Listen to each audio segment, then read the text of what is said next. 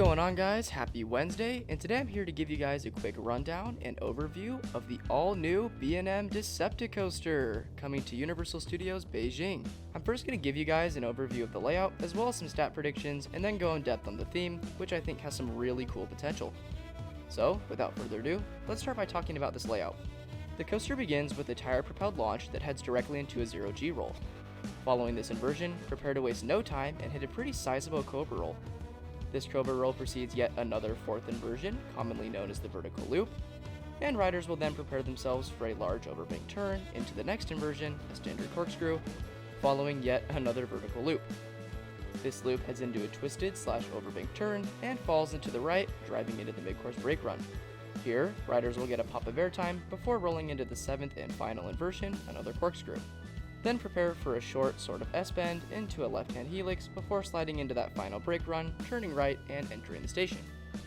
Now that we've gone over the entire layout, let's take a second and pause because I know a lot of you are starting to feel like you've seen this layout somewhere before, and you have. Although not officially being verified, DECEPTICOASTER appears to be a near, if not exact clone of the Incredible Hulk at Universal Studios Islands of Adventure. Based on that, we can actually estimate and assume some reasonable stats for DECEPTICOASTER.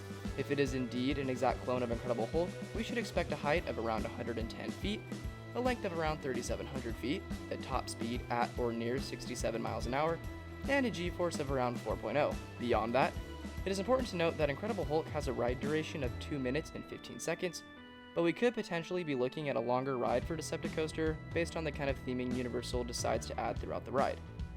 And you know what? Why don't we jump on that and kind of talk about the theme here for a little bit? If you weren't already aware, DECEPTICOASTER, playing off of the name Decepticon, will be based off of the Transformers franchise. It'll be located in a new area of the park known as Metro Base, and feature lots of new restaurants as well as a flat ride themed after Bumblebee. As for the coaster itself, from a limited amount of pictures and videos, we can already start to see a decent amount of theming and can make guesses as to what DECEPTICOASTER's storyline is going to be based on. Photos of the tire-propelled launch show a large, ominous-looking structure, which appears to be the Driller from the Dark of the Moon live-action series from 2007. According to sources online, the Driller is a giant Cybertronian tapeworm ridden by the Decepticon Shockwave. In the movie, the Driller attacks Nest at Chernobyl and steals the Ark's engine fuel cell, where it tears through a building and engages in combat with Optimus Prime. This appears to be the basic outline of a potential theme for DECEPTICOASTER, and based on other photos taken of the trains as well, it also seems that they have a customized look based off of Shockwave. And this would actually make a lot of sense because riders would act as the Decepticon, riding the Driller throughout the layout, and engaging with Optimus Prime at the end, even leaving some potential for Universal to maybe add a fight scene or something at the end with Prime.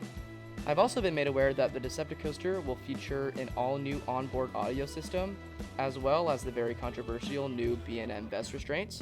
These vest restraints will be located on all of DECEPTICOASTER's trains, and prove pretty costly for Universal. The pure coaster itself is estimated at around $20 million, but after taking into account all of the other theming coming along with this ride, we could be looking at anywhere between an $80 and $100 million dent into the $6.5 billion budget for the park itself. We do know Universal spent $100 million on the Incredible Hulk, so it wouldn't be too much of a surprise to see the same thing happen to DECEPTICOASTER. All that being said, there isn't really too much more I can cover since a large majority of this project is still underway, despite recent full circuit train testing, but I will continue to do research and even possibly release another video on DECEPTICOASTER as we near a set opening date.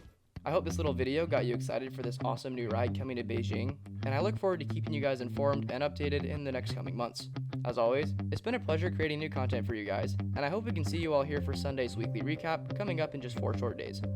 A huge thanks to James, who you can find linked in the description, for providing the visuals that went along with this script, and I look forward to interacting with you guys again shortly.